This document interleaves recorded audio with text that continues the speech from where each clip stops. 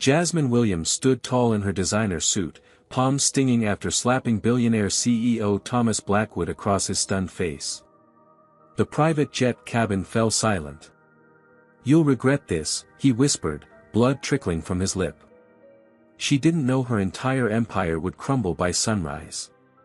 Before we dive into this shocking story of power, prejudice, and payback, let me know where you're watching from in the comments.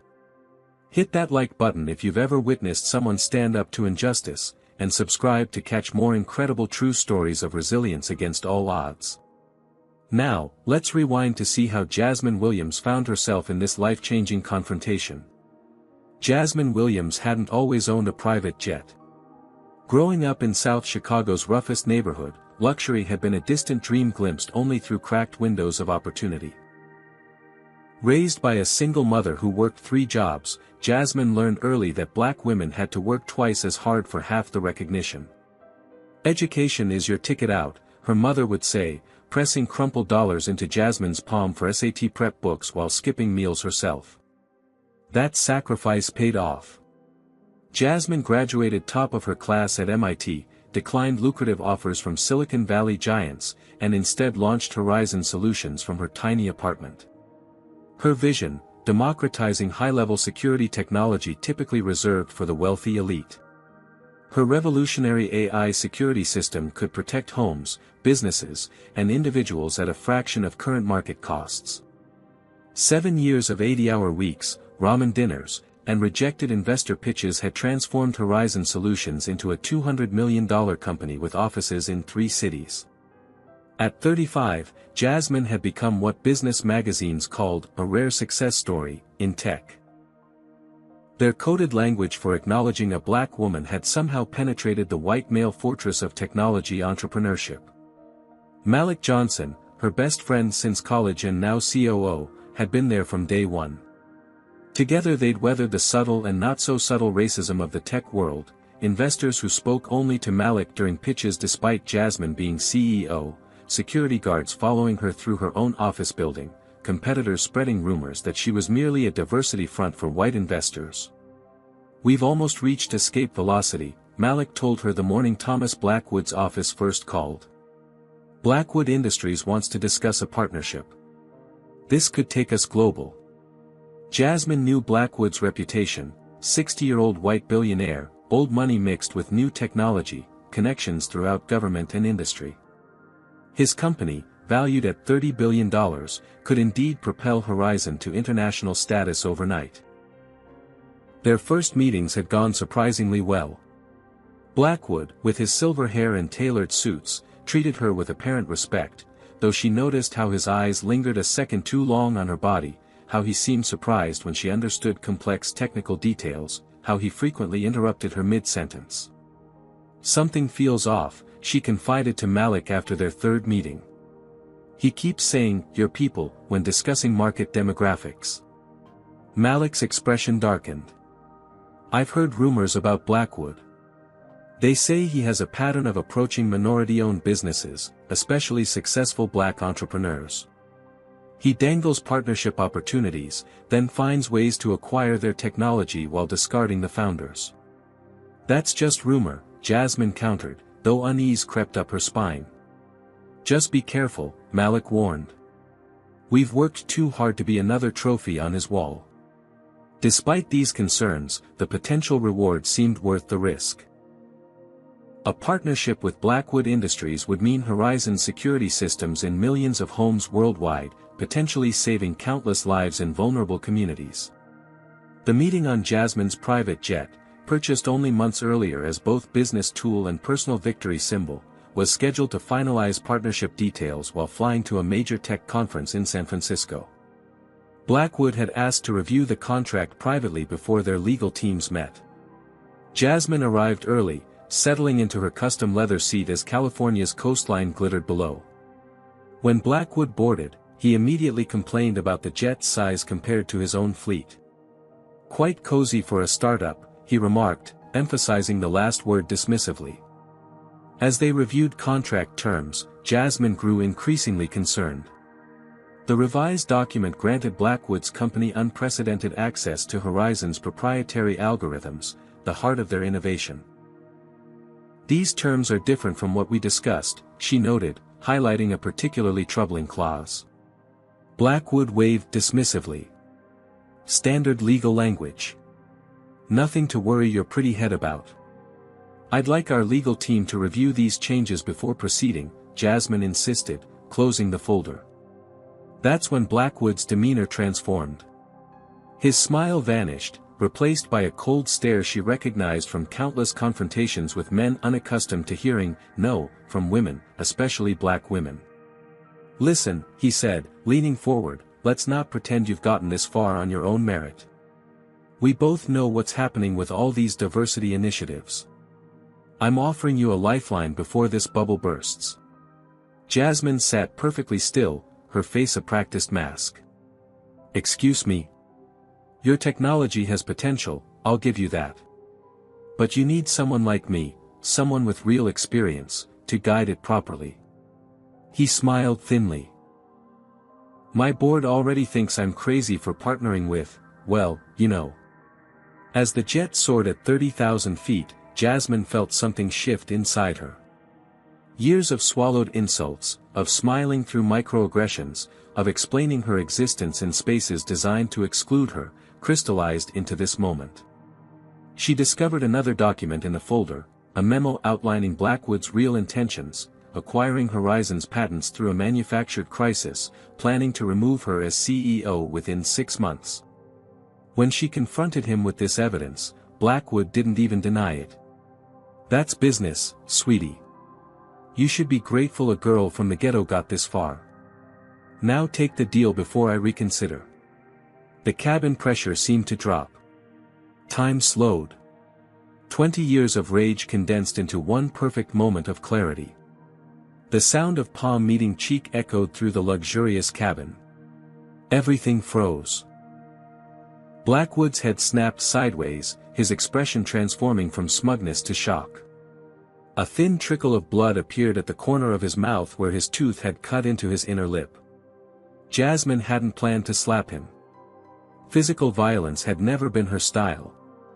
But something in his condescending tone, the casual racism wrapped in business jargon, the absolute certainty that he could steal her life's work without consequences, it had triggered something primal. Her palm stung. The flight attendant gasped.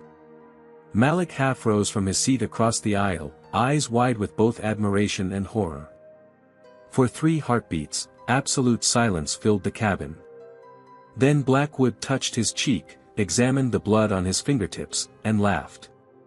Not a genuine laugh, this was the cold chuckle of a predator who'd confirmed his target was worth pursuing. You have no idea what you've just done, he said softly. 2 security personnel Blackwood had brought aboard moved toward Jasmine. Their hands hovered near concealed weapons. Back off, Malik commanded, positioning himself between them and Jasmine. At 6'4" with shoulders like a linebacker, his presence gave them pause. This meeting is over, Jasmine stated, her voice surprisingly steady despite the adrenaline coursing through her veins. My pilot will land at the nearest airport. You can arrange your own transportation to San Francisco. Blackwood dabbed his lip with a monogrammed handkerchief. You think this ends with me leaving your little toy plane? You naive child. Do you know who I am? Who I know? A racist old man terrified of the future, Jasmine replied. Get off my jet. His eyes narrowed. When I'm finished, you'll wish you'd never learned to read, let alone started a company. You'll be nothing. Less than nothing. Are you threatening me? Promising you, he corrected. Consider it education. Something your kind supposedly values. The pilot announced their descent toward Oakland International. Blackwood gathered his papers unhurriedly, straightened his tie, and signaled to his security team. The technology is impressive, he said, as if the confrontation had never occurred. Shame about the management. He paused at the cabin door after landing. You'll regret this. And regret won't even begin to cover it. After Blackwood deplaned, Jasmine collapsed into her seat, shaking. Holy shit, Malik whispered. You slapped Thomas Blackwood. He was going to steal everything anyway, she said, showing him the acquisition memo. Malik scanned it, his expression darkening. This is a detailed plan to create a crisis, devalue our stock, and force a sale. Exactly. The partnership was never real. We need to call an emergency board meeting, Malik said. And get our legal team on this immediately. The flight to San Francisco took only 15 minutes. By the time they landed, #BlackwoodSlapped was already trending on social media, though no one yet knew who had done it or why. By midnight, Jasmine sat in a conference room with her top executives and legal counsel. The atmosphere was tense as her lawyers outlined potential consequences. Assault charges are possible, said Amara Okafor, Horizon's chief counsel. But more concerning is what his media connections might do with this. Blackwood owns stakes in 3 major news networks and countless online publications. He was planning to steal our company, Jasmine argued, pushing the acquisition memo across the table. Amara studied it. This helps explain motive, but doesn't justify physical assault in legal terms. And it's his word against yours regarding any racist comments. What about the jet security cameras? Asked Malik. Already checked, Amara replied. The system mysteriously malfunctioned during your meeting. No footage. Jasmine felt cold dread settling in her stomach. That's not possible unless someone hacked our system. Exactly, Amara said meaningfully. Someone with resources just demonstrated they can access your supposedly unhackable security system. Think about the implications. As the meeting continued past 2 a.m., Jasmine's phone exploded with notifications. Initial reports were emerging, all citing anonymous sources close to the incident. None mentioned Blackwood's racist remarks or acquisition plans. Instead, they described an unprovoked attack by an unstable executive unable to handle the pressures of leadership. Jasmine turned off her phone and looked at her team, people who had believed in her vision, who had worked alongside her to build something meaningful. I need to know right now, who's with me for what's coming? Most nodded immediately. A few looked away. Good, she said. Because war is coming. She had no idea how right she was. Dawn brought digital Armageddon. Jasmine woke to her phone vibrating off the nightstand, hundreds of notifications flooding in. Blurry-eyed, she opened the first news alert and felt her stomach drop. Black female CEO attacks industry veteran in drunken rage, screamed the headline from a major business publication. The article quoted multiple witnesses, claiming Jasmine had been drinking heavily and made racial slurs against Blackwood before physically assaulting him. A financial news channel was running the story on repeat. Questions about mental stability surround tech entrepreneur Jasmine Williams after violent outburst. Another publication had somehow obtained Jasmine's college photos, including one at a costume party deliberately shown out of context to suggest racist behavior on her part, a complete inversion of reality. Horizon stock had plummeted 32% before markets even officially opened. Trading would likely be halted due to volatility. It's a coordinated attack, Malik said when he arrived at her hotel suite, having barely slept himself. They were ready for this. Almost like they wanted you to slap him. Jasmine's phone rang, the board chairman requesting an emergency meeting in 2 hours.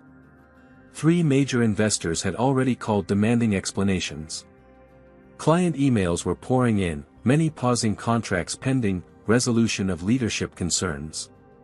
Social media had become a cesspool. #CrazyBossBitch was trending nationwide, with thousands of accounts, many appearing suspiciously new, sharing increasingly outlandish stories about her supposed instability and racism. They're painting me as both an angry black woman and a racist simultaneously, Jasmine noted with bitter irony. Impressive mental gymnastics. By noon, doctored photos appeared showing Jasmine in compromising positions. An hour later, a crudely edited audio clip circulated of someone with a voice similar to hers making threatening statements. How are they producing these so quickly, she wondered aloud. Malik's expression was grim. They've been preparing this. Remember that acquisition memo? This was always the plan, they just adjusted the timeline after you slapped him. The real blow came at 3:17 p.m. Horizon's head of cybersecurity burst into Jasmine's temporary command center at the hotel. Our servers have been compromised, he announced, face ashen. Someone accessed your complete email history overnight. They have everything, internal communications, client information, personal messages. Jasmine felt the floor tilt. That's not possible. Our security was bypassed using our own backdoor protocols. Only someone with internal knowledge could have done this. The implications were clear, Blackwood had help from inside Horizon. By evening, Jasmine's home address had been leaked online. A small group of protesters gathered outside, holding signs with her face crossed out. Security footage showed someone attempting to break in before being scared off by the alarm. Her mother called in tears. Someone just phoned me calling you horrible names and threatening me. What's happening, baby? Through it all, Malik remained steadfast. While other executives made themselves scarce or publicly distanced themselves with carefully worded statements, he stood literally and figuratively at her side during press confrontations. Mr. Johnson, as COO, do you condone physical violence from your CEO? Shouted one reporter outside their hotel. I condone standing up to bullying, racism, and corporate piracy, he responded firmly. Which is what Thomas Blackwood was attempting. Their exchange was notably absent from news coverage. Late that night, as Jasmine scrolled through the devastation of her reputation across all media platforms, a text arrived from an unknown number. First day down. It gets worse. You can end this by resigning and selling to Blackwood. Otherwise, everything burns. Your choice. She showed Malik, who immediately began trying to trace the sender. They're using sophisticated encryption, he reported after consulting with their security team. But the message originated from inside Blackwood Industries headquarters.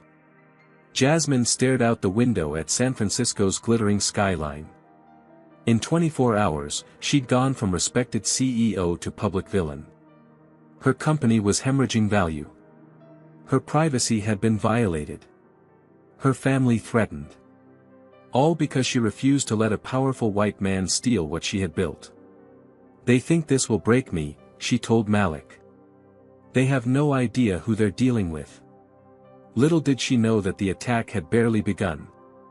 Have you ever watched someone's life unravel thread by thread until nothing remains but the bare truth of who they really are? How would you react if everything you built was systematically destroyed because you dared to stand up against racism and corporate theft? Comment number 1 if you believe Jasmine was right to slap Blackwood after his racist remarks, or number 2 if you think she should have found another way to handle it. Like this video if you've ever witnessed discrimination in the workplace, and subscribe to see how Jasmine fights back against seemingly impossible odds. But first, let's see how the isolation and betrayal deepened around her. 3 days after the slap that shook Silicon Valley, Jasmine sat alone in a conference room as 8 board members filed in, none meeting her eyes. The emergency board meeting had been called to address leadership concerns. Translation: decide her fate. Board Chairman Franklin Pierce, a 67-year-old venture capitalist who had initially championed Jasmine, now kept a careful distance as he called the meeting to order. Given recent events and the company's precarious position, we need to discuss immediate leadership adjustments, he began, voice clinically detached. Through the glass walls, Jasmine could see employees huddled in groups, watching. Some with concern, others with barely concealed excitement at the drama. The company she'd built from nothing was fracturing before her eyes. That morning, 3 senior executives had submitted resignations, citing differences in leadership philosophy. Their departures triggered another stock plunge. Horizon had lost 45% of its market value in 3 days. The facts are straightforward, continued Pierce. Ms. Williams physically assaulted Thomas Blackwood during a business meeting. Regardless of provocation, this behavior has significantly damaged Horizon's reputation and financial standing. What about Blackwood's plan to steal our technology? Jasmine countered, sliding copies of the acquisition memo across the table. This proves his intentions were predatory from the start. Board member Victoria Zhang examined the document. This could be interpreted multiple ways. Standard acquisition language. There's nothing standard about planning to manufacture a crisis to devalue our company, Jasmine interrupted. Anthony Parker, Horizon's chief financial officer, cleared his throat. A recent hire from a major consulting firm, Anthony had always kept a professional distance from Jasmine. With respect, he said, we only have your word that Mr. Blackwood made racist comments. The memo doesn't prove that. Are you calling me a liar? Jasmine asked quietly. The room tensed. Anthony adjusted his tie. I'm saying emotions clearly ran high, and perceptions can be subjective. Before Jasmine could respond, her phone buzzed with a news alert. Another major client had publicly terminated their contract, citing leadership instability. Outside the conference room, staff scrambled as reporters gathered in the lobby. Horizon's head of PR had resigned that morning, leaving the communications team rudderless. Chairman Pierce sighed heavily. We've received a letter from Blackwood's attorneys. They're suing for assault and defamation, seeking $50 million in damages. The room fell silent. Additionally, Pierce continued, they've filed for a temporary restraining order preventing Jasmine from making further statements about Mr. Blackwood or the incident. Malik, who had been uncharacteristically quiet, finally spoke. This is a coordinated attack to silence Jasmine and devalue Horizon. Exactly as outlined in that memo you're all dismissing. Conspiracy theories won't help us navigate this crisis, Anthony responded. We need pragmatic solutions. Like what? Jasmine challenged. Anthony straightened. Temporary leadership change. A cooling-off period while this resolves. Several board members nodded in agreement. You want me to step down, Jasmine stated flatly. Temporarily, Anthony emphasized. For the company's welfare.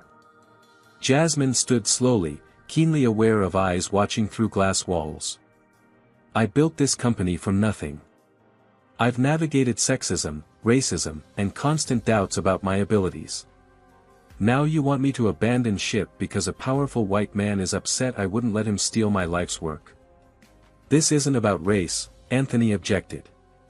It's entirely about race, Jasmine countered. If I were a white man who stood up to corporate theft, would we even be having this conversation? Uncomfortable silence followed. Chairman Pierce cleared his throat. Let's take a 15-minute recess before voting.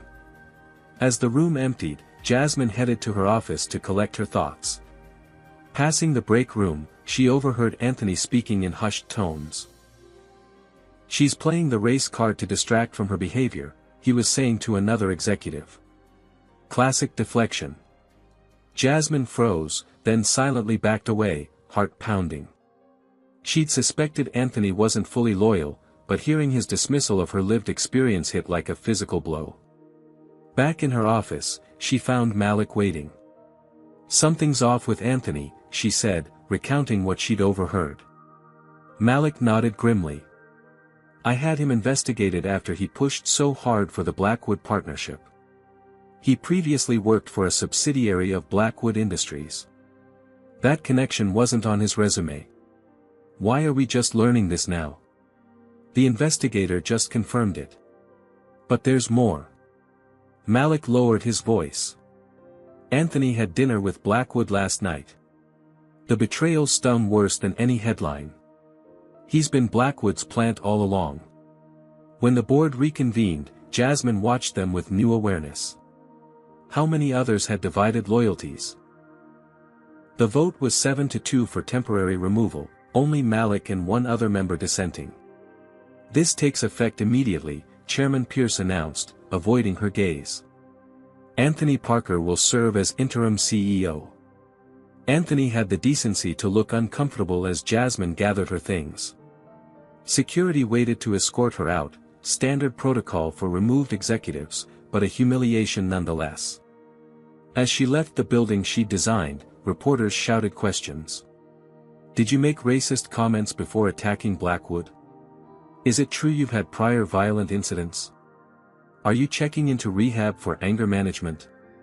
Jasmine maintained dignity, saying nothing as Malik helped her into a waiting car. At home, more reporters lurked outside her building.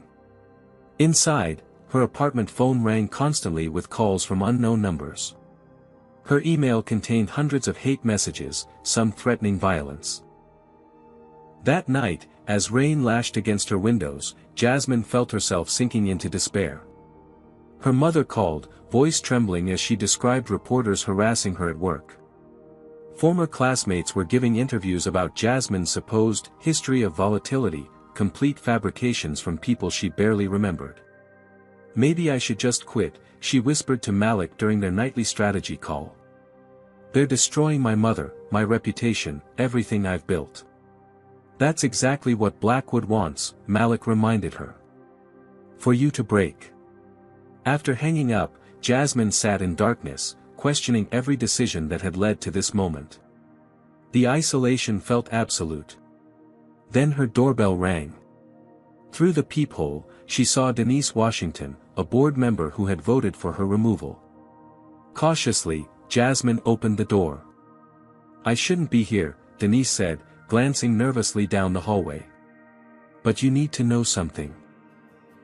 She handed Jasmine a folder containing documents about Blackwood Industries. He's done this before. Systematically targeted successful black-owned businesses, created crises, then acquired them at pennies on the dollar. Denise's voice shook.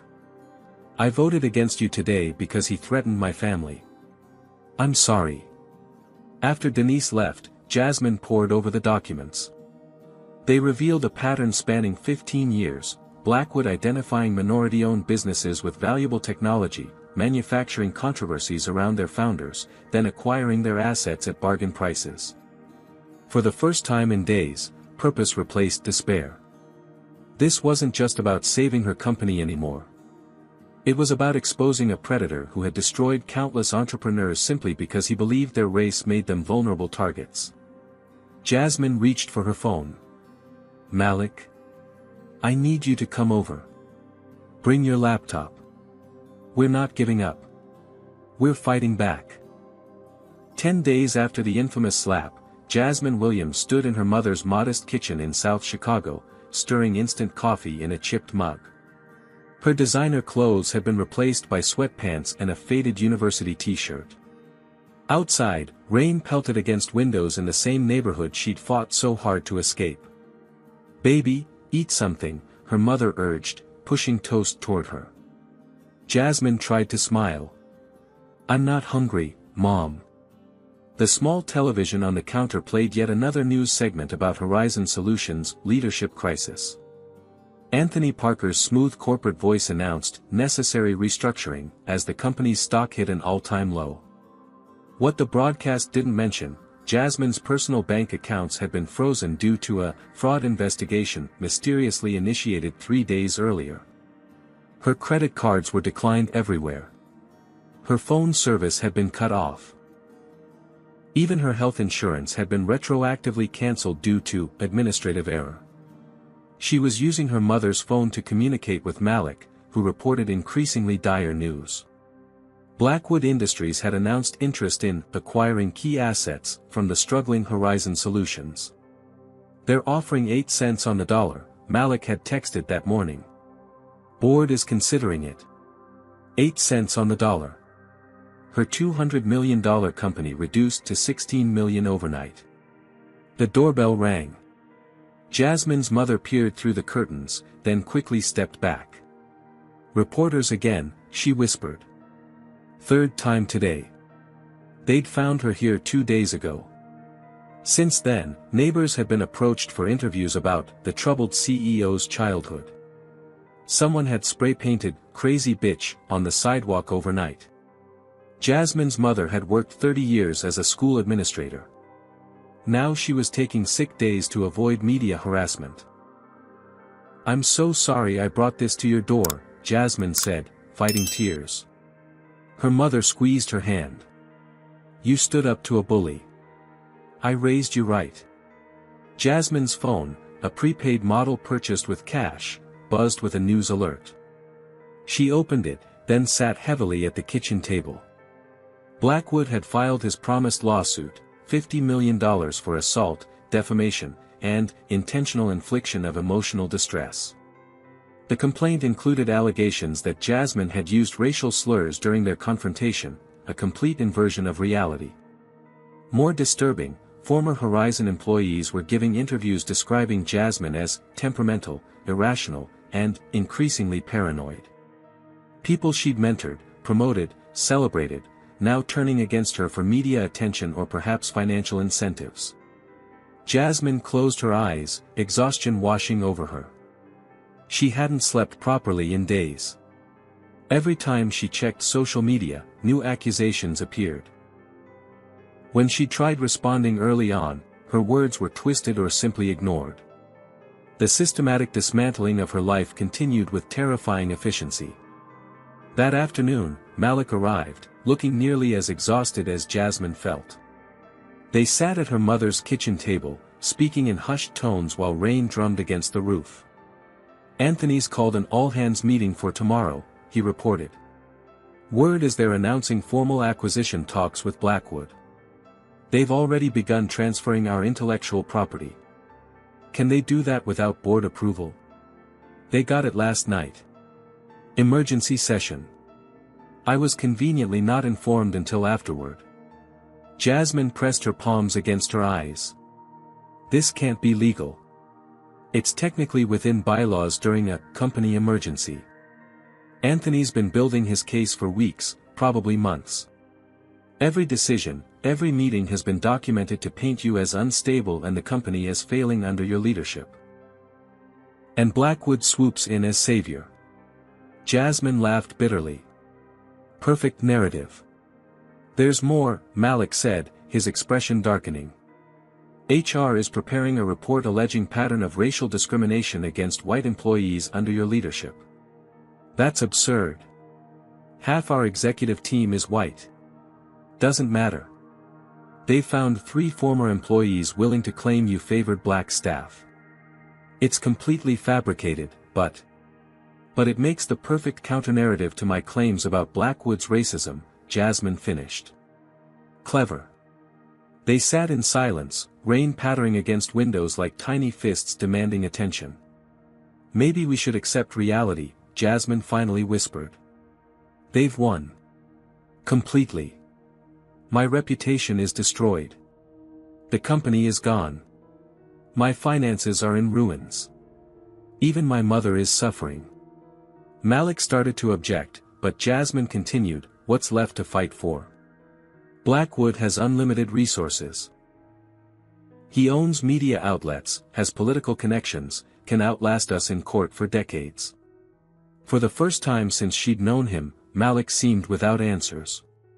As evening fell, Jasmine sat alone in her childhood bedroom, surrounded by faded academic awards and sports trophies. Everything she'd built afterward was being systematically erased. Her prepaid phone rang, unknown number. Hello. Ms. Williams? This is Harold Freeman. We served together on the Tech Equity Council last year. She vaguely remembered him, older black man, retired judge, now on several corporate boards. I'm calling because what's happening to you isn't right, he continued. And you need to know you're not the first. I've seen Blackwood's pattern, she said. Targeting minority-owned businesses. It's more organized than you realize. I've been quietly tracking his activities for years. He's destroyed 17 companies founded by black entrepreneurs, 9 by Latino founders, 12 by women of various backgrounds. Always the same playbook: create crisis, devalue, acquire, discard founders. Jasmine felt cold anger replacing despair. Why hasn't this been exposed? Money. Power. He buys silence with settlements that include aggressive NDAs. Those who resist find themselves destroyed professionally, financially, sometimes personally. Like me. Exactly like you. But you did something none of the others did. What's that? You slapped him in front of witnesses. Judge Freeman's voice held grim satisfaction. His ego can't let that stand. He's overreaching, getting sloppy in his revenge. And that creates opportunity. For the first time in days, Jasmine felt a flicker of hope. I'm listening. I can't discuss more on this line. Meet me tomorrow at the public library on 43rd Street. 10 a.m. reference section. After hanging up, Jasmine stared at the ceiling, mind racing. This wasn't just about saving her company anymore. It was about exposing a predator who had destroyed dozens of entrepreneurs simply because their race or gender made them seem like vulnerable targets. She thought about all those founders who had been silenced, their innovations stolen, their dreams crushed under Blackwood's expensive shoe. If she gave up now, she wouldn't just be losing her company. She'd be betraying everyone who came before her, and everyone who might come after. Jasmine reached for her phone to text Malik, meeting someone tomorrow who might help. Don't give up yet. For the first time in days, she slept without nightmares. The Chicago Public Library on 43rd Street smelled of old books and new possibilities. Jasmine navigated through metal detectors, past security guards who glanced at her without recognition. Her baseball cap and plain clothes, a far cry from her usual executive attire, provided welcome anonymity. Judge Harold Freeman waited in the reference section, bow-tied and dignified despite his 80 years. He nodded toward a private study room where they could speak without being overheard. I've brought someone you should meet, he said once the door closed. A young woman with bright eyes and a determined expression extended her hand. Zoe Taylor. I was an intern at Horizon until last month. Jasmine vaguely recalled her, computer science prodigy, quiet but brilliant. Zoe came to me after your removal, Freeman explained. She witnessed concerning activities but didn't know who to trust. Zoe opened her laptop. I was assigned to Anthony Parker's team 3 months ago. I noticed him accessing servers outside his clearance level. When I reported it to IT security, they told me it was authorized. She pulled up a series of screenshots showing login timestamps. After your confrontation with Blackwood, I started logging everything. Anthony accessed your private emails at 2:13 a.m. the night of the slap. He downloaded your entire communication history before the hack was officially discovered. Jasmine felt her pulse quicken. You have proof. Better than proof. I cloned his access pathway. I can still monitor his activities using credentials he doesn't know exist. For the first time in nearly 2 weeks, Jasmine smiled, a predator's smile. Show me everything. For the next hour, Zoe revealed damning evidence, communications between Anthony and Blackwood dating back 6 months before Anthony joined Horizon, detailed plans to systematically undermine Jasmine's leadership, a timeline for creating corporate crisis. They've been planning this for almost a year, Jasmine realized. Anthony was planted specifically to facilitate the takeover. Judge Freeman nodded gravely. Classic corporate raiding with a racist twist. Blackwood specifically targets successful minority entrepreneurs he believes will have fewer resources to fight back. But why me specifically? Your AI security technology threatens his defense contracts. Rather than compete fairly, he eliminates the competition by eliminating its creators. Zoe pulled up another file. There's more. Remember the jet incident? You mentioned security cameras malfunctioning. They claimed no footage existed. That's a lie. Zoe's fingers flew across the keyboard. The system backs up to a secure cloud server automatically. Anthony deleted the primary footage, but didn't know about the redundancy protocol you implemented last year. She turned the screen toward Jasmine. There it was, crystal clear video showing the entire confrontation, including Blackwood's racist remarks and his explicit threat to steal her company. Jasmine felt lightheaded.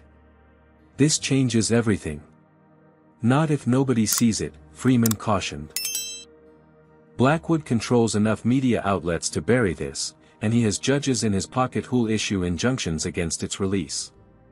Then we need to be strategic, Jasmine said, mind racing. Zoe, can you access communications between Anthony and others inside Horizon? Already done. She pulled up another screen. 5 executives are actively colluding with him. 2 board members as well, besides those he's intimidated into compliance. What about external communications? Between Blackwood and other companies? Zoe hesitated. That's trickier. I can't access Blackwood Industries servers directly. But I know someone who might, Jasmine said, reaching for her phone. Within an hour, Malik arrived, bringing news that both concerned and energized their growing resistance.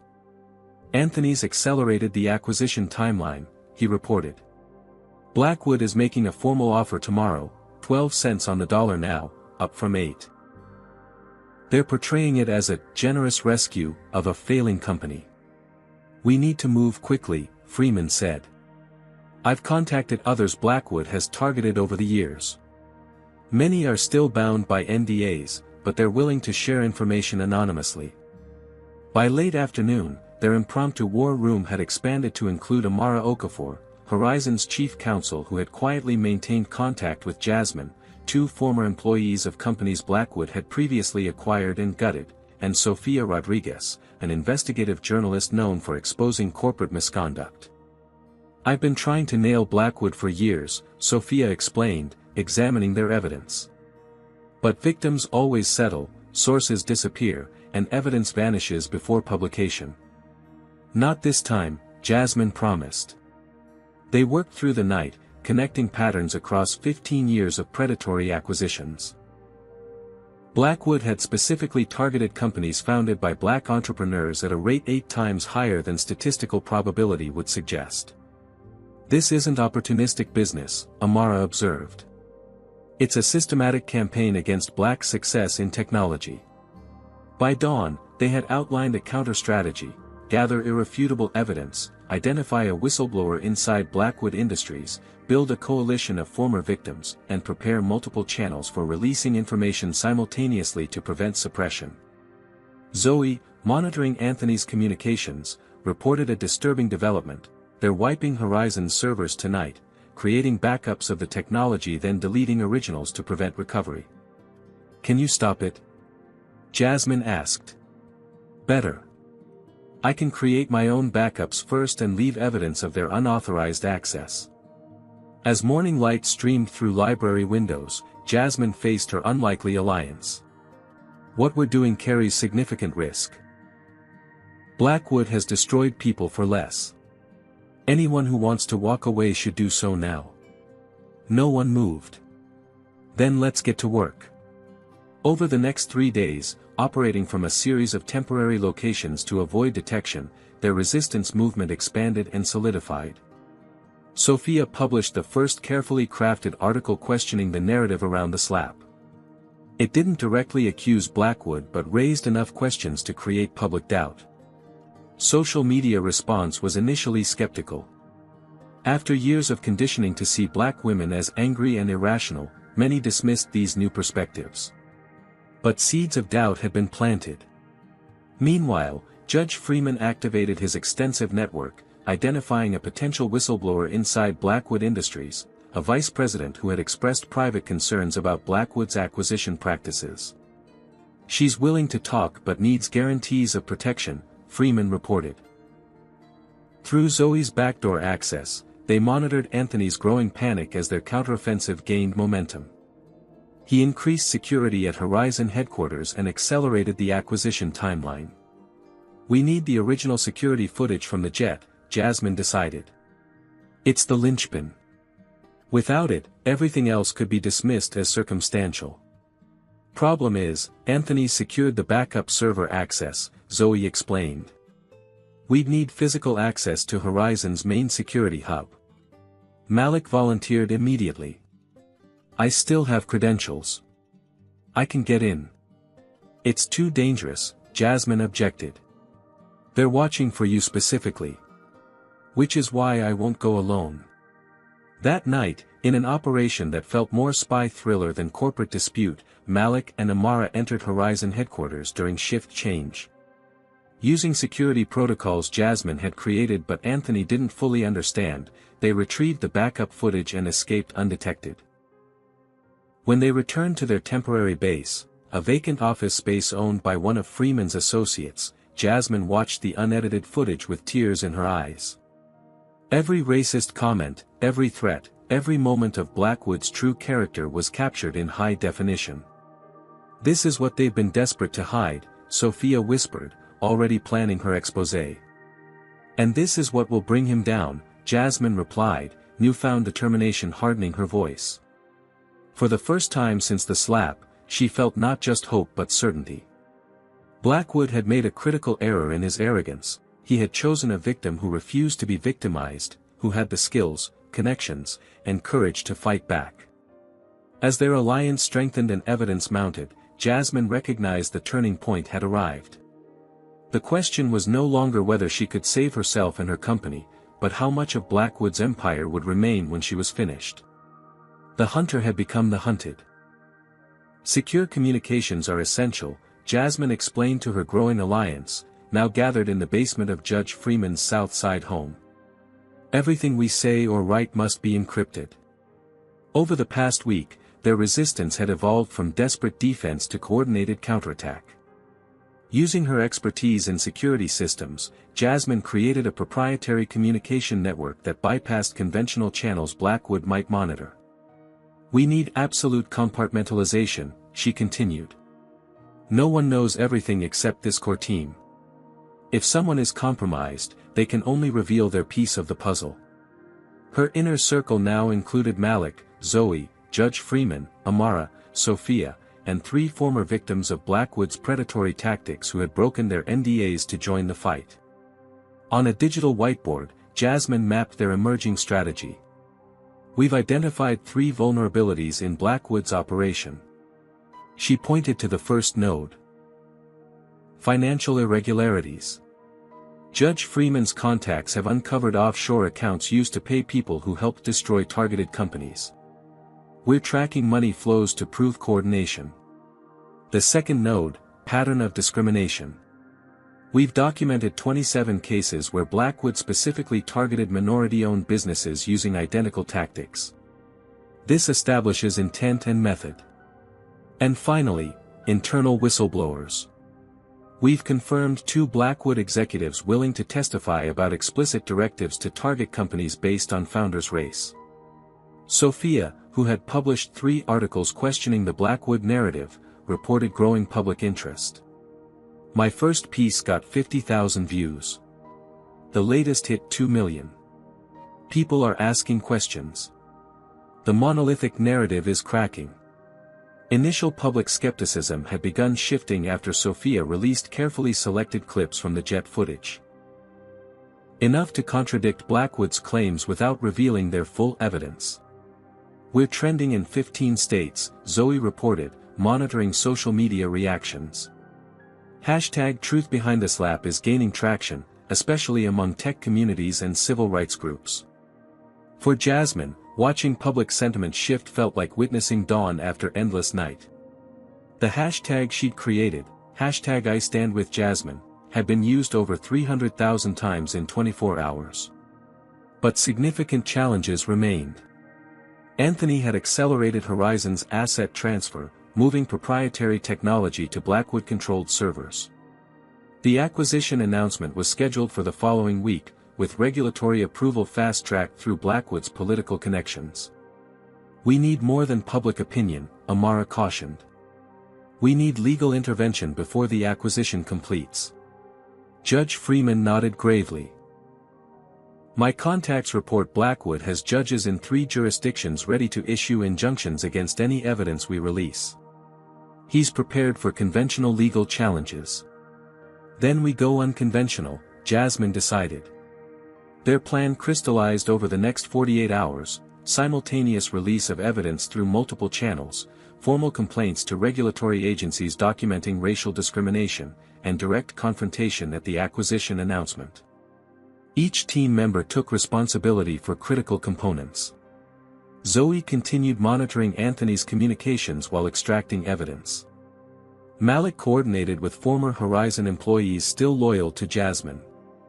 Amara prepared legal filings. Sophia crafted the public narrative. The breakthrough came unexpectedly. Their potential whistleblower inside Blackwood Industries, Vice President Diane Mercer, made contact through Judge Freeman's secure channel. "Blackwood is destroying evidence," she reported. "Internal servers are being wiped tonight. If you want documentation of his discriminatory practices, it has to happen now." This accelerated their timeline dramatically. Within hours, using access credentials provided by Mercer, Zoe infiltrated Blackwood's private servers. "I'm in," she announced at 2:17 a.m., fingers flying across her keyboard. "But security protocols are detecting my presence. We have minutes, not hours." The team watched in tense silence as she extracted gigabytes of internal communications, financial records, and strategy documents. "Got it," she finally said, disconnecting as security countermeasures activated. "Everything from the past 5 years." The data revealed Blackwood's operation in shocking detail, explicit directives to target vulnerable founders with minimal support networks, detailed assessments of companies based partly on founders' racial background, and internal communications using derogatory language to describe minority entrepreneurs. Most damning was a presentation titled Acquisition Strategy 2025, listing Horizon Solutions among 14 targeted companies, 13 founded by minorities, 1 by a woman. "This is beyond corporate rating," Judge Freeman said, reviewing the evidence. "This is systematic discrimination designed to prevent minority entrepreneurs from competing in high-value sectors." Armed with irrefutable evidence, they launched the first phase of their counterattack. Sophia published a comprehensive exposé detailing Blackwood's pattern of targeting minority-owned businesses.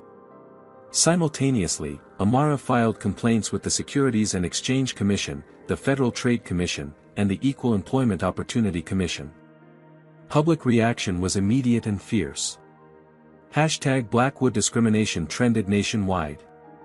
Former victims, emboldened by mounting evidence, began speaking publicly.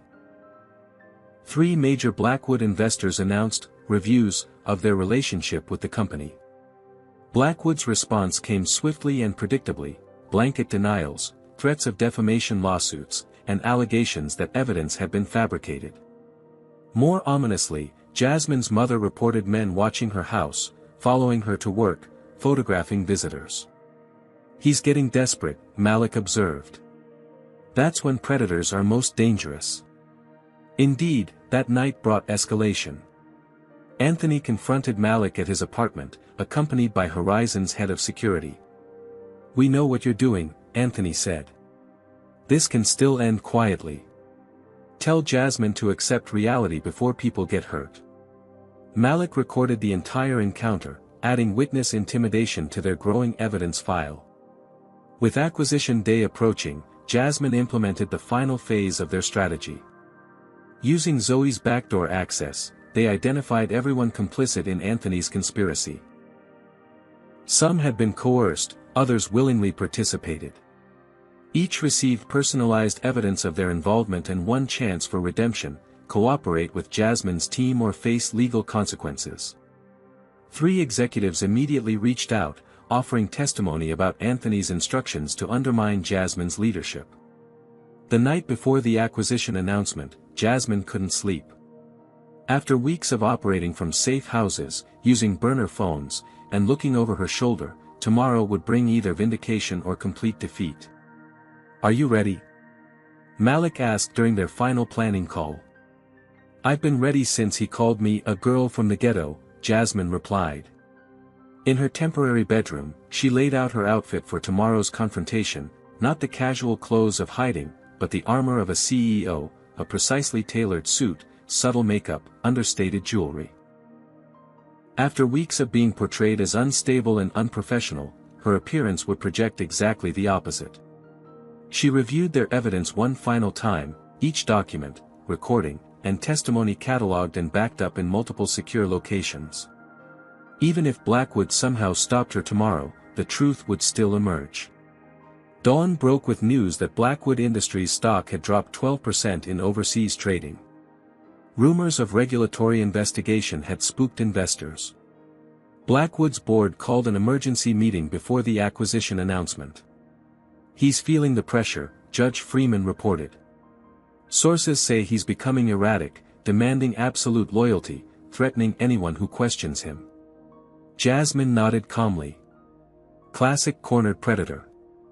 At precisely 9 a.m., she stepped out of anonymity and into the morning sunlight. For the first time in weeks, she moved without disguise or fear. Her team flanked her like an honor guard. Malik, Amara, Judge Freeman, Sophia, and Zoe.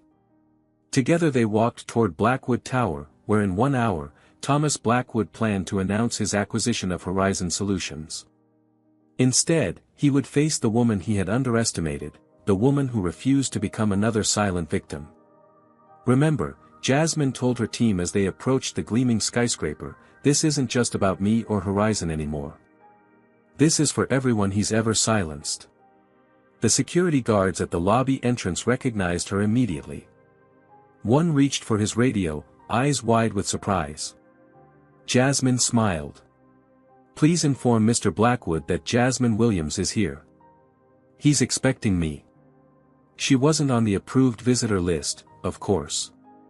But creating a scene by denying entry to the very CEO whose company was being acquired today would raise too many questions.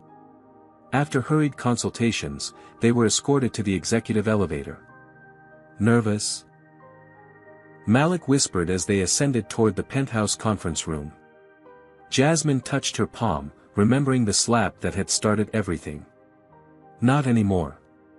The penthouse conference room of Blackwood Tower offered panoramic views of Chicago's skyline, a calculated display of power for visitors. Television cameras were already positioned for the acquisition announcement scheduled in 40 minutes. Financial reporters mingled with executives, sipping coffee from bone china cups. Conversations halted when Jasmine entered with her team. For a moment, nobody moved or spoke, the collective shock of seeing a woman presumed professionally dead walking confidently toward the center of the room. Anthony Parker spotted her first, coffee cup freezing halfway to his lips. The blood drained from his face as he frantically scanned the room for security. "Ms. Williams," he stammered, recovering slightly. "This is a private event. You weren't invited." "I invited myself," Jasmine replied, voice carrying across the suddenly silent room. "Considering you're selling my company today, I thought I should be present." Several journalists turned, sensing a more interesting story than the scripted acquisition they'd expected to cover. "There's nothing to discuss," Anthony said, gesturing discreetly for security. "The board has approved the sale. Legal documents are signed." "Interesting," Jasmine replied. "I'd love to see those documents. Especially since I've just filed for emergency injunction in federal court, citing corporate espionage, racial discrimination, and witness tampering." Murmurs rippled through the assembled press. Phones emerged as reporters began recording. "These are baseless accusations," Anthony insisted, voice rising. "Ms. Williams was removed for erratic behavior after physically assaulting Mr. Blackwood." "About that assault," Jasmine said, nodding to Zoe who connected her laptop to the room's presentation system. "Let's review what actually happened." Before anyone could intervene, the unedited security footage from the jet began playing on the massive screen. Every person in the room watched as Thomas Blackwood called Jasmine, a girl from the ghetto, who should be grateful for his attention, explicitly threatened to steal her company, and made multiple racist remarks. When the clip ended with Jasmine's slap, the room remained silent for 3 heartbeats. Then everyone began speaking at once. Reporters furiously typed on phones. Executives whispered urgently. Security personnel looked to each other for direction. Anthony sputtered ineffectually, that's been doctored. It's fake. Federal forensic experts have already authenticated it, Amara stated calmly. Along with evidence that you, Mr. Parker, deliberately sabotaged Horizon Solutions on Mr. Blackwood's behalf. Zoe cued the next presentation, emails between Anthony and Blackwood dating back months before Anthony joined Horizon. "Where is Thomas Blackwood?" Jasmine asked, scanning the room. "I'm surprised he's missing his moment of triumph." Mr. Blackwood was delayed, a nervous executive offered. "He should arrive shortly for the announcement." "Perfect," Jasmine smiled. "That gives us time to review more evidence." For the next 20 minutes, she systematically dismantled the conspiracy against her. Financial records showing payments to crisis consultants who created false narratives about her. Documentation of Blackwood's pattern of targeting minority-owned businesses. Testimony from former victims. Reporters abandoned any pretense of neutrality, openly recording everything. This had transformed from acquisition announcement to breaking scandal. Anthony attempted to regain control. "Security, please remove these people immediately." The security chief hesitated, looking from the damning evidence on screen to Anthony's flushed face. "Sir, given what's being presented, I think." "I don't pay you to think." Anthony snapped. "Remove them now." The elevator doors opened, and Thomas Blackwood strode in, flanked by attorneys. He assessed the situation instantly, face hardening when he saw Jasmine. "What is this circus?" he demanded. "Truth and consequences," Jasmine replied simply. Blackwood turned to his security chief. "Why are these trespassers still here? Remove them immediately." "Before you do," Judge Freeman interjected, "you should know federal agents are currently executing search warrants at Blackwood Industries offices in 5 cities. Similar warrants are being served at Mr. Parker's residence." Anthony went pale. "That's impossible." "Quite possible," Amara corrected, "given the evidence of racketeering, discrimination, and conspiracy we've provided to multiple agencies." Blackwood maintained his composure better than Anthony, smoothly pivoting to crisis management. "These are serious but ultimately baseless allegations that will be addressed through proper legal channels. For now, we have a business transaction to complete." "That transaction is temporarily suspended," Jasmine informed him, holding up her phone displaying a judicial order. "Federal judge issued this 30 minutes ago." For the first time, uncertainty flickered across Blackwood's face. He pulled his attorneys aside for hurried consultation. The room had become chaotic, reporters making calls, executives clustered in worried conversations, security personnel awaiting clear direction. Blackwood returned, attempting to project confidence. "This minor legal hurdle will be resolved quickly. The acquisition proceeds as planned."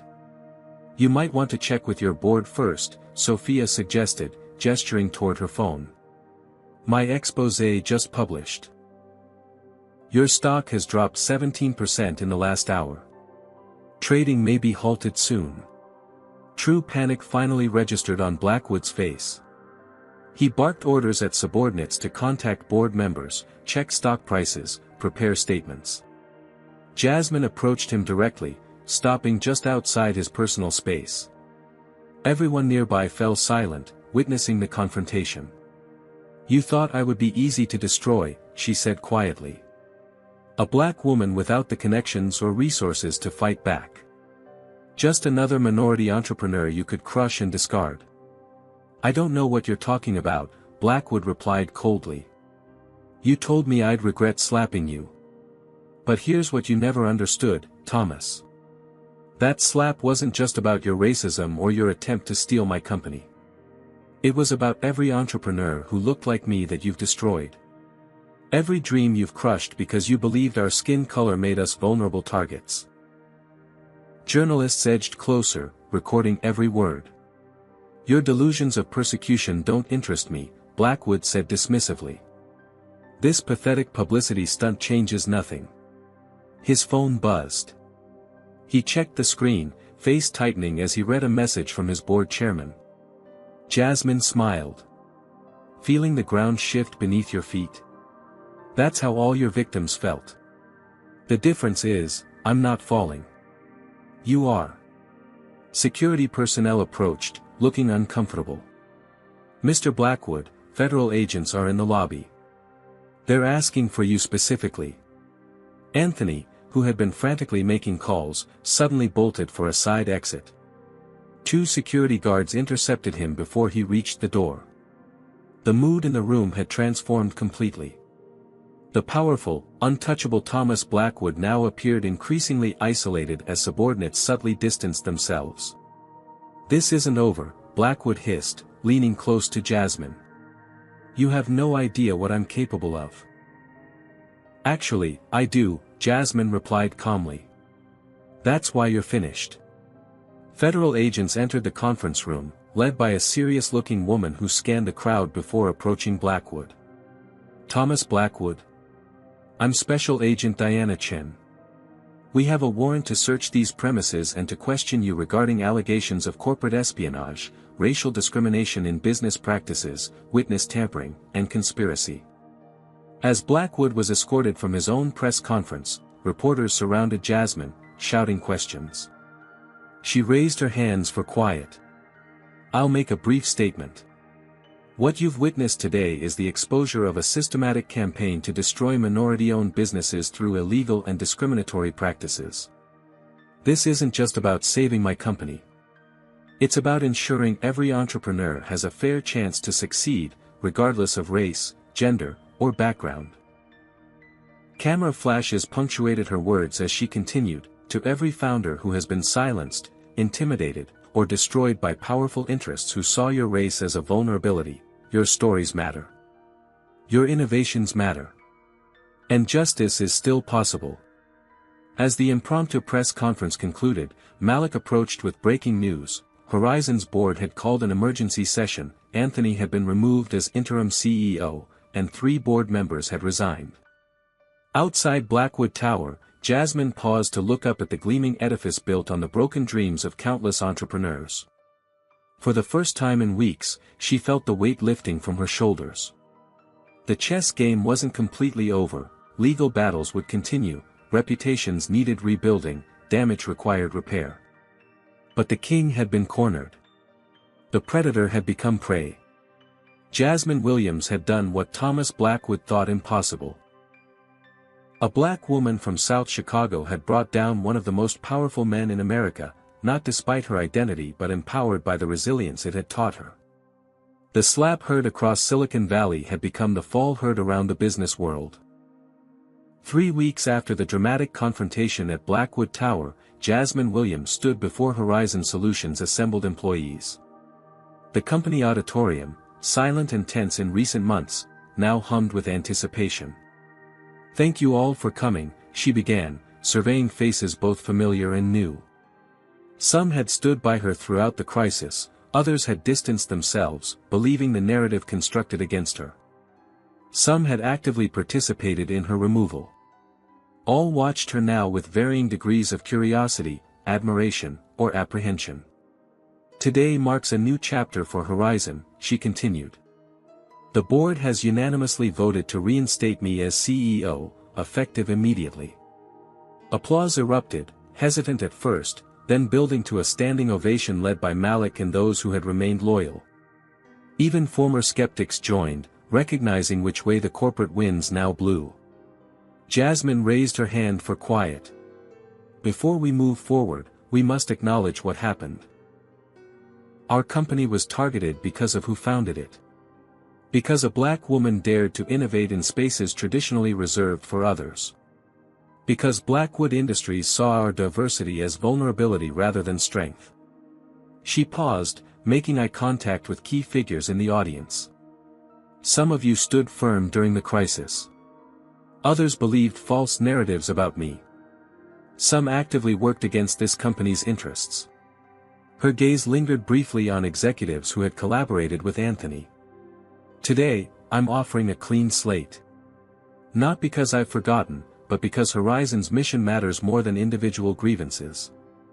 The rehabilitation of Horizon Solutions had begun the moment federal investigations into Blackwood Industries were announced publicly. Major clients who had canceled contracts now sought to renew them.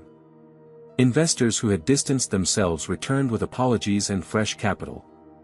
The stock price had recovered 57% of its losses. Anthony Parker faced multiple federal charges for corporate espionage, wire fraud, and conspiracy. 3 other executives who had actively participated in undermining Jasmine had resigned rather than face internal investigation. The board had been restructured, with Judge Freeman accepting a position as chairman. Thomas Blackwood himself remained free on bail but effectively neutered. The SEC had suspended trading of Blackwood Industries stock pending investigation. 5 separate class action lawsuits had been filed by shareholders.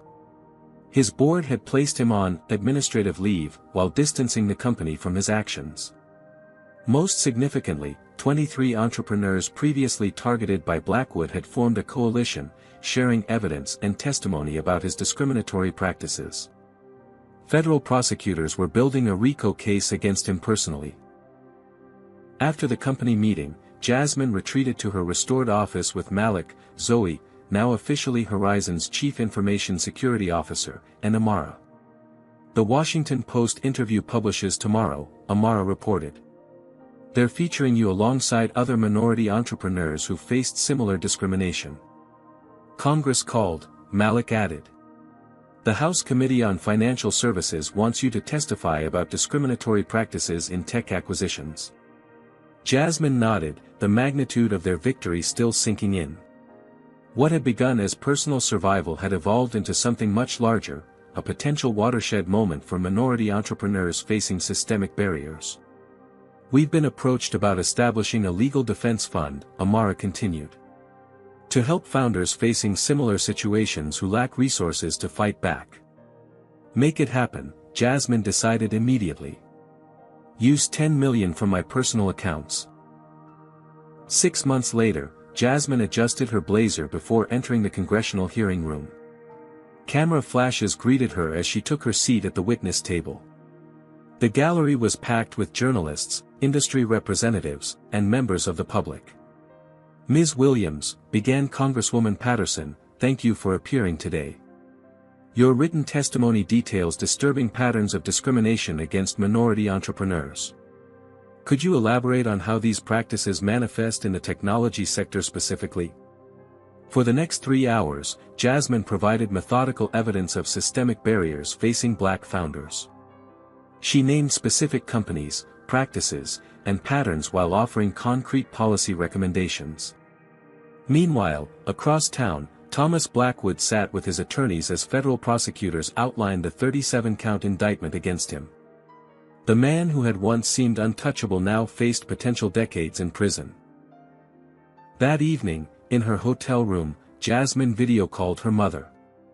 You look tired, baby, her mother observed. Good tired, Jasmine replied. The committee seemed receptive. Real change might actually happen. I'm so proud of you. Not just for winning, but for how you won. You could have settled for personal vindication but chose to fight for everyone affected. After ending the call, Jasmine stood by the window overlooking the Capitol. Her phone buzzed with a news alert, Blackwood Industries announces restructuring, minority leadership initiative. She smiled. Corporate America was already adapting, recognizing that the landscape had permanently shifted. The Blackwood case had exposed not just one man's prejudice but an entire system designed to exclude voices like hers. 1 year to the day after the infamous slap, Jasmine Williams stood on stage at the National Museum of African American History and Culture. Before her sat hundreds of entrepreneurs, mostly Black and brown faces rarely represented in such numbers at tech gatherings. The Equity and Innovation Coalition officially launches today, she announced, with $50 million in initial funding to provide legal, financial, and mentoring support to minority founders facing discriminatory practices. Beside her stood 24 successful entrepreneurs who had helped create the coalition. Behind them, a screen displayed the faces of founders whose businesses had been destroyed by predatory acquisition practices, Blackwood's victims and others. 1 year ago, I slapped a CEO who thought my race made me an easy target, Jasmine continued. That moment could have ended my career. Instead, it exposed a system of discrimination that has silenced too many innovative voices for too long. She raised her right hand, the same one that had delivered the slap heard across Silicon Valley. This hand once struck a blow against individual racism. Today, we strike a blow against systemic barriers. Every entrepreneur deserves equal opportunity to succeed or fail based on their ideas, not their identity. The applause was deafening. Later, in her office, Jasmine added a final item to her collection of framed mementos, the court document recording Thomas Blackwood's guilty plea to multiple federal charges. He would serve 7 years in prison and forfeit hundreds of millions in personal assets to a victim compensation fund. On her desk sat a small carved wooden plaque her mother had given her, bearing words from Maya Angelou: "You may encounter many defeats, but you must not be defeated." Jasmine ran her fingers over the inscription, then glanced at her palm, the same palm that had struck Blackwood's face that fateful day on her jet. The sting had long since faded, but the impact continued to reverberate through boardrooms and venture capital firms across America. She had transformed a moment of justified rage into a movement for lasting change. The slap that was meant to destroy her had instead become the catalyst for her greatest achievement, not just personal success, but a pathway for others to follow. Jasmine's story teaches us that standing up against injustice often comes with severe consequences, but courage in the face of systemic racism can create lasting change. Her journey shows that prejudice in corporate America remains deeply entrenched, particularly for Black entrepreneurs who face unique barriers to success. When powerful interests use race as a weapon, the path to justice requires not just individual resilience but collective action. The story also reveals how quickly society rushes to believe negative narratives about Black professionals, especially women. Jasmine's experience highlights the importance of evidence, allies, and strategic thinking when confronting discrimination. Her ultimate triumph wasn't just personal vindication but systemic reform that lifted others. Perhaps most importantly, the story demonstrates that true change requires transforming momentary resistance into organized movements. Jasmine could have settled for personal justice, but instead created pathways for others facing similar discrimination. Her legacy became not just a successful company, but a more equitable playing field for all entrepreneurs regardless of race. What moments in your life have you witnessed discrimination that went unchallenged? Have you ever stood up against injustice like Jasmine, or wished you had the courage to do so? Comment below with your experiences or thoughts on how we can create more equitable workplaces. If this story resonated with you, please hit that like button to help it reach others who need to hear it. Subscribe for more powerful stories that expose the realities many face daily. Share this video with someone who might be fighting their own battle against discrimination right now. Your support could be their turning point. Thank you for joining Jasmine's journey from that defining slap to creating lasting change. Remember, sometimes our most difficult moments become our greatest opportunities to transform not just our lives, but the world around us.